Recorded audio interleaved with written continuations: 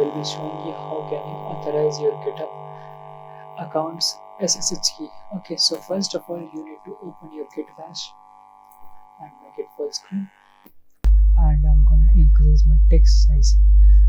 First and foremost thing which I would suggest is to remove your previous SSH key so that you can start everything from scratch. I'm gonna remove it simply by tapping the following string, and let me explain. So this is basically remove command, and this is your home directory tilde, which is below that escape key. You can access it by pressing shift and that tilde key. Okay, once you type it, you have to write the name of the folder. You can also autocomplete if you want to, and remove it. Right now, since we are done, we have to generate a pair of SSH key. So just simply type the following string onto your git bash and press tab. So this is basically a command to generate a pair of SSH key which consists of your private key and your public key.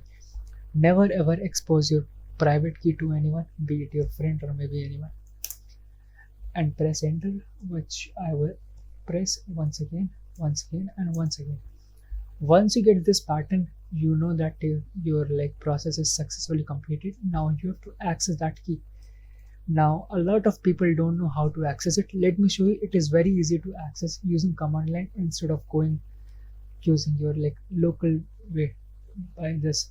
So usually this directory this thing is stored over here. Okay, so this is your public key which we have to access, but don't access this key because of course you don't want to get in trouble. I will show you how can you access it using command line. So there is a command called cat.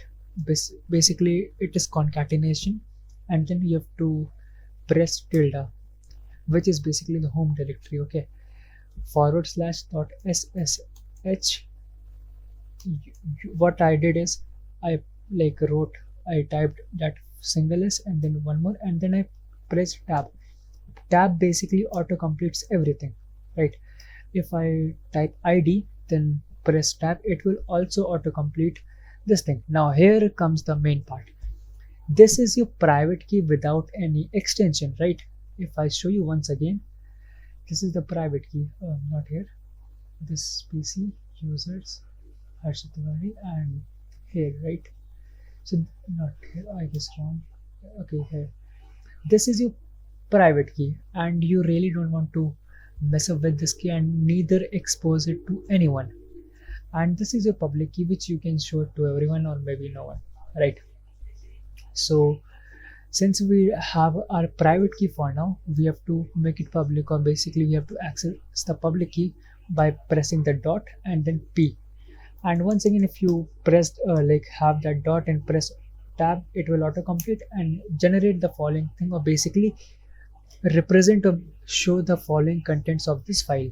Okay, so copy the following string and we have to paste it onto our GitHub account. Use your browser, whichever browser you do use, and go to github.com.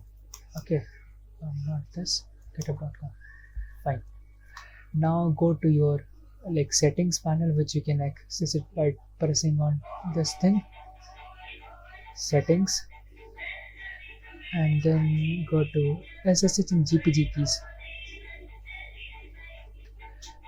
Click on new SSH and type the following string or whatever you want to and paste it over here, and click on add SSH key. Once you are done with this, everything is final. I will show you how can you access it, right? So let me show you first of all my private repositories. So this is where I can access my private repositories. Okay, so you see this is private, or maybe this is private, so I will access this one.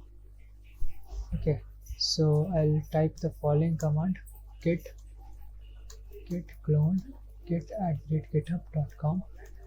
I am version 188 and obsidian. Now this might be a new way to clone repository for you because you have never used SSH before. Let me show you what is being done over here. So git clone will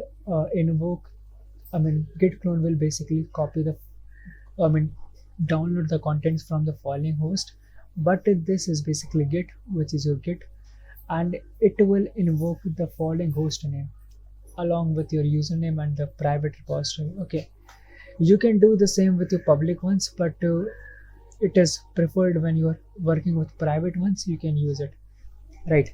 And click enter, and you actually it is already existing. So I'm gonna remove it. Okay, now if I do it once again, it will clone it, right? I'll press yes, and you see it will start cloning it.